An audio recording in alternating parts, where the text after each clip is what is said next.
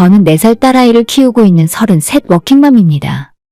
옛날부터 아들보다는 딸을 갖고 싶었고 실제 뱃속 아이가 딸이라는 걸 알게 되었을 때도 정말 너무 기뻤어요. 남편은 원래 아들이던 딸이던 아무 상관없다고 하던 사람이라서 문제 없었고 시어머니 그리고 3명의 시누이들도 전부 진심으로 축하해 주었죠. 하지만 딱 한 사람, 시아버지만큼은 축하한다느니 잘 됐다는 말 한마디 없이 왜 아들이 아니라 딸이냐면서 둘째는 꼭 아들 낳으라 말씀을 하셨습니다. 지금이 조선시대도 아니고 80년대 가부장적인 시절도 지났는데 왜 그렇게 아들에 집착을 하시는지 모르겠습니다. 하지만 아무리 아버님이 뭐라고 하시던 제가 그 말을 들을 사람도 아니고 인생을 아버님이 대신 살아주는 것도 아니기 때문에 가볍게 무시해버렸어요. 아이 낳는 것도 상상했던 것보다 너무 힘들고 4배 아파서 낳은 내 자식이지만 아이 키우는 건 정말 힘들었어요. 지금도 쉬운 건 아니지만 어느 정도 요령이 생겼고 아이가 뭘 원하는지 대책 없이 때를 쓸 때는 어떻게 해야 하는지 경험이 생겨서 예전보다는 수월했습니다. 그런데 처음 아이 낳고 산후조리원에 있다가 집에 돌아왔을 때 너무 막막하고 힘들어서 혼자 소리 죽여 울었던 적이 한두 번이 아니었어요. 육아휴직을 2년 꽉 채워서 하고 지금은 가까이 살고 계신 시어머니가 도와주시지만 직장 다니면서 아이 보는 일이 쉽지 않은 것 같습니다. 회사에서 일을 하다가 아이가 아프면 정말 난감하고 아침에 저도 출근 준비하느라 정신없이 바쁜 상황에서 아이까지 어린이집 보낼 준비를 하고 있으면 혼이 쏙 빠질 정도로 힘들어요. 회사 출근 날에 아이가 어린이집 안 가겠다고 울고불고 떼를 쓰는 날에는 아침부터 등줄기에 식은땀이 뻘뻘 납니다. 예전에는 아이 낳고 엄마가 되면 당연하게 해야 하는 일이라고 생각했지만 쉽게 크는 아이는 한 명도 없구나 하는 생각이 들면서 진짜 세상의 모든 엄마들이 대단하게 느껴져요. 원래도 아들, 딸 구별 없이 딱 한 명만 낳아서 키울 생각이었지만 첫 아이를 직접 낳고 키워보니 그 생각이 더욱 확고해졌습니다. 둘째는 절대 가질 생각이 없어졌고 제 몸이 힘든 것도 중요한 문제지만 제 딸에게 우리 부부가 가진 모든 것을 다 해주고 싶어요. 벌이는 한정되어 있고 양쪽 집안에서 크게 물려받을 재산도 없으니 노후 준비도 우리가 알아서 해야 하는데 아이를 둘이나 키우기엔 너무 여유가 없을 것 같아요. 예전처럼 아이가 외로울까봐 형제를 낳아줘야 하는 세상도 아니고 우리 부부가 부모 역할도 하고 때로는 친구 역할도 해주면서 살면 되지 않을까 싶습니다. 우리 딸이 배우고 싶다는 게 생기면 학원도 마음껏 보내주고 1년에 한 번이라도 가족 해외여행을 다니면서 넓은 세상 마음껏 구경시켜주고 싶은 마음이에요. 그래서 저는 지금 생활에 너무 만족하고 있고 둘째는 정말 낳을 생각이 없습니다. 작년에 남편과 진지하게 이야기해서 아예 묶어버렸을 정도로 만에 하나라도 싫어요. 이런 저희 부부의 사정을 시댁에서도 알고 있고 아까 이야기했던 대로 시아버님을 제외한 나머지 식구들은 제 결정과 선택을 존중합니다. 시댁에 시누가 셋이 있는데 전부 남편의 누나들이에요. 제가 이 남자와 연애를 할 때 누나만 셋이 있다는 소리를 듣고 헤어져야 하나 진지하게 고민을 하고 있었는데 지금의 큰 시누가 그때 저를 잠깐 보자고 하면서 맛있는 저녁을 사주셨습니다. 그러면서 한다는 소리가 일단 아직 두 사람이 좋은 감정을 갖고 만나는 중인데 너무 심각하게 생각하지 말고 만약 나중에 동생이랑 결혼을 하게 된다고 하더라도 시집살이는 결코 없을 테니 그런 걱정을 하지 말라고 했어요. 당시에는 워낙 제 주변에서 누나 셋인 남자와 만나면 고생한다는 소리를 많이 들었기 때문에 만나서 이야기하는 것조차 무서웠지만 실제 남편과 결혼하고 살다 보니 정말 시어머니, 시누들에게 잔소리 한번 들어본 적 없습니다. 시댁 여자들이 저한테 먼저 연락하는 경우는 딱 한 가지뿐이에요. 택배로 김치랑 밑반찬 좀 보냈다. 뭐 먹고 싶은 거 있으면 언제든지 이야기해라. 남편이 집안의 막내라서 그런지 저까지 막내 동생으로 생각하시는 것 같아요. 어머님도 3명의 시누들도 전부 저희들한테 하나라도 더 챙겨주시고 김치나 반찬을 보내주는 건 아주 일상적인 건데 가끔 저한테 백화점 상품권이나 기프티콘 같은 것도 시누들이 자주 선물해 주셨습니다. 하지만 세상에 완벽한 건 없듯이 시댁 여자들이 전부 착하고 좋은 사람들이었는데 그 대신 아버님이 저를 못살게 굴고 뜬금없이 시집살이를 시키려 하십니다. 저희 집에서 시댁이 걸어서 15분 거리로 정말 가깝고 딸을 시어머니가 자주 봐주시기 때문에 어쩔 수 없이 아버님과 마주치는 일도 많았어요.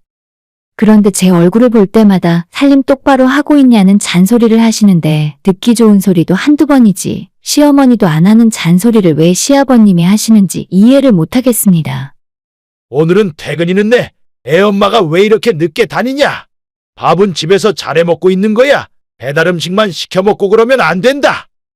아버님한테 이런 소리를 들을 때마다 솔직히 표정 관리를 잘 못하겠어요.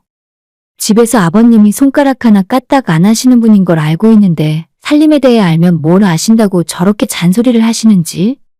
아버님이 그렇게 말씀하실 때마다 어머님은 제 눈치를 보다가 잔소리 듣고 있지 말고 빨리 아이 데리고 집에 가라며 등을 떠밀었어요.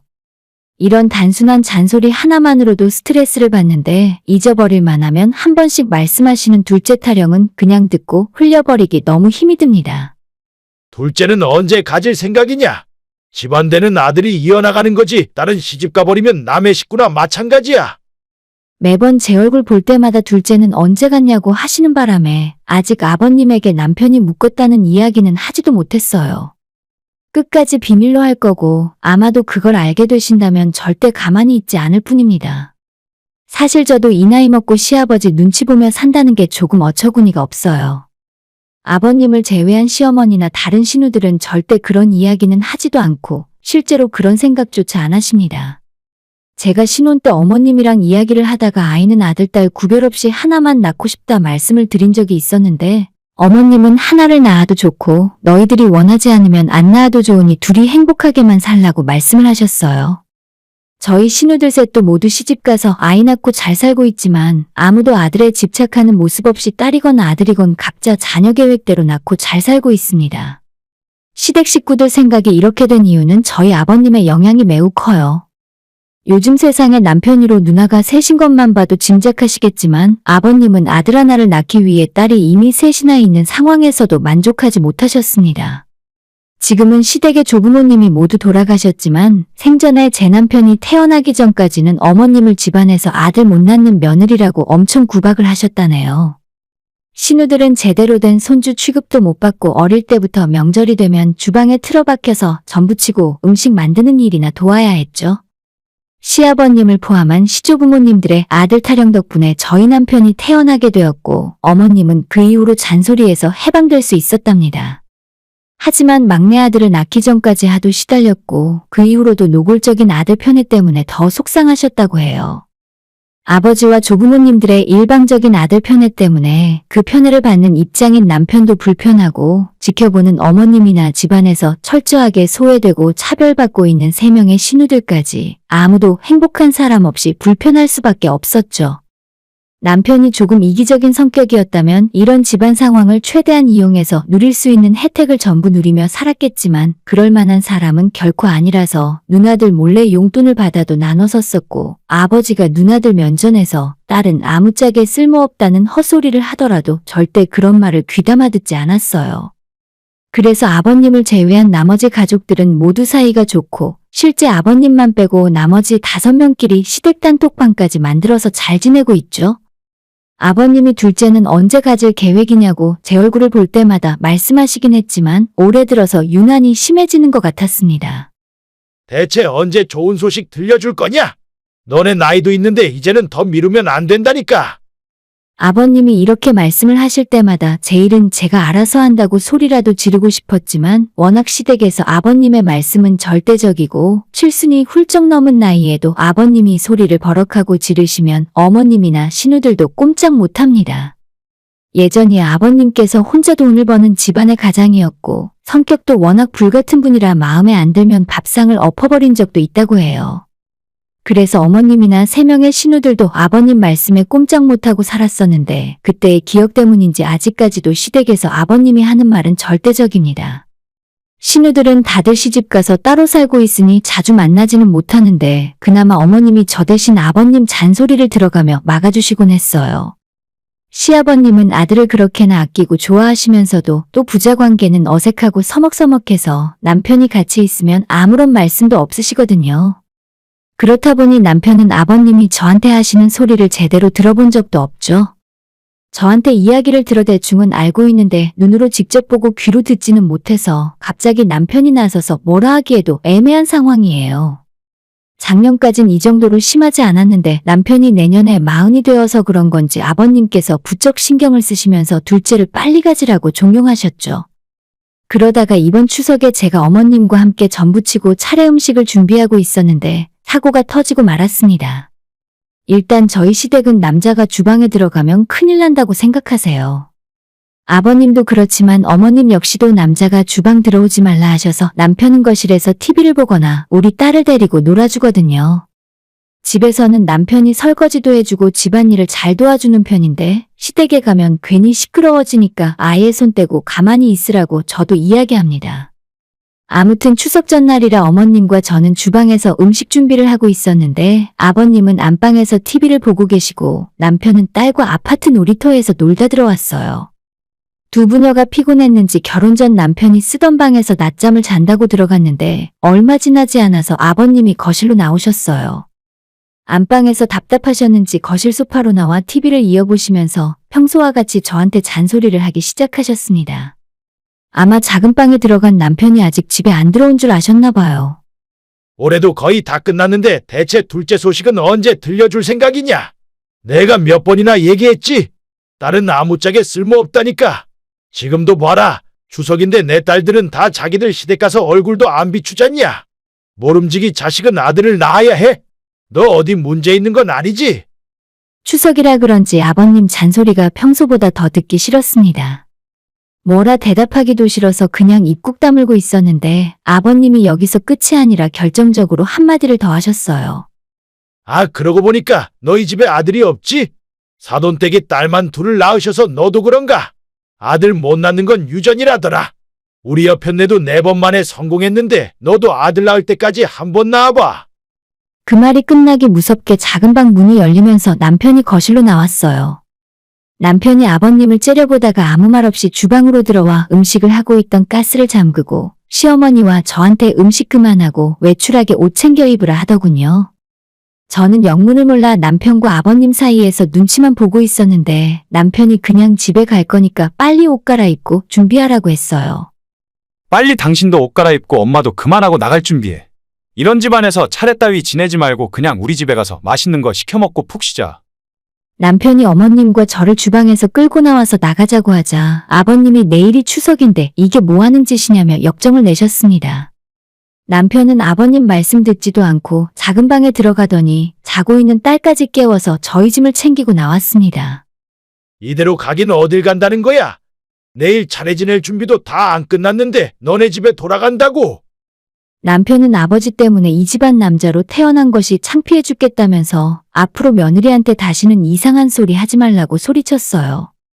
남편이 큰 목소리로 화를 내자 저희 딸이 놀라 울음을 터뜨렸고 그 김에 우는 아이를 안아들고 그냥 시댁에서 나가버렸습니다.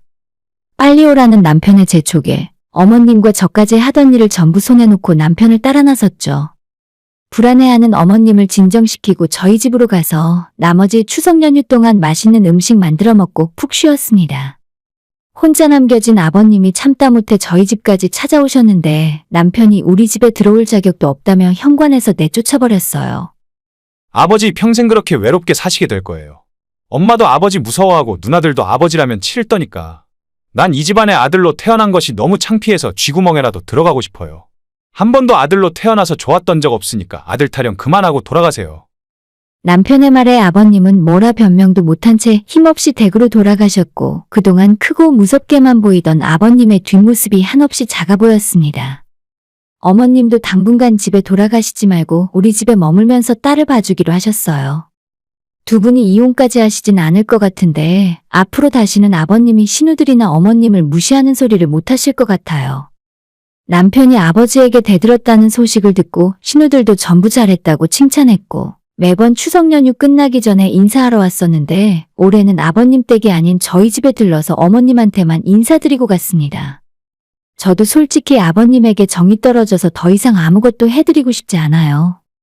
어머님은 추석 연휴가 끝나고 일주일을 저희 집에 더 있다가 댁에 돌아가셨는데 아버님이 기운이 쭉 빠져서 아무 말도 못 하시더랍니다. 다음 주말에 신우들이랑 다 같이 단풍 여행을 가기로 했는데 그때도 아버님 빼고 어머님만 모시고 가기로 했어요. 아버님이 그렇게 욕하시던 세 딸들이 그동안 용돈도 드리고 여름옷 겨울옷 챙기면서 잘해드렸는데 입버릇처럼 딸은 쓸모가 없다고 말씀하셨잖아요? 이제 그 딸들이고 아들이고 전부 아버님을 외면하는데 어떤 기분이실지 궁금합니다. 데르리엘 손자가 그렇게 필요하시면 아버님이 알아서 만들어 오시던지 하시면 되겠네요. 저와 남편은 절대 둘째 생각 없으니까요. 오늘의 사연은 여기까지입니다. 구독과 좋아요, 알람 설정 부탁드려요. 다들 행복하시고 좋은 하루 되세요.